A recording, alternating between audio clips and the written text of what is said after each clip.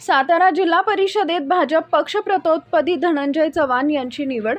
भारतीय जनता पार्टीच्या वतीनं सातारा जिल्हा परिषदेत पक्षप्रतोदपदी धनंजय चव्हाण यांची निवड करण्यात आली आहे। या निवडीमुळे पक्षात उत्साहाचं वातावरण निर्माण झाले असून पदाधिकारी व कार्यकर्त्यांनी एकत्र येत त्यांचं मनपूर्वक अभिनंदन केले। निवड जाहीर होताच जिल्ह्यातील भाजप पदाधिकारी, तालुका अध्यक्ष, युवा मोर्चाचे कार्यकर्ते तसेच विविध आघाड्यांचे प्रतिनिधी मोठ्या संख्येने उपस्थित होते। यावेळी धनंजय चव्हाण यांचा पुष्पगुच्छ देऊन व सत्कार करून गौरव करण्यात आला। धनंजय चव्हाण यांनी यावेळी पक्ष नेतृत्वाचे आभार मानत पक्षाने दिलेली जबाबदारी निष्ठेने पार पडत जिल्हा परिषद पक्षाची भूमिका प्रभावीपणे मांडण्यासाठी व विकास कामांना गती देण्यासाठी प्रयत्नशील राहील असं सांगितले। त्यांच्या निवडीमुळे जिल्हा परिषदेत भाजपची संघटनात्मक ताकद अधिक भक्कम होईल असा विश्वास उपस्थित पदाधिकारी व कार्यकर्त्यांनी व्यक्त केला।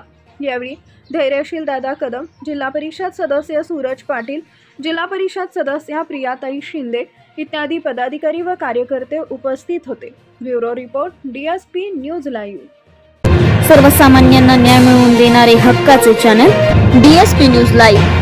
संपूर्ण महाराष्ट्रातील बातम्यांसाठी चॅनलला लाईक करा, सबस्क्राईब करा आणि शेअर करा।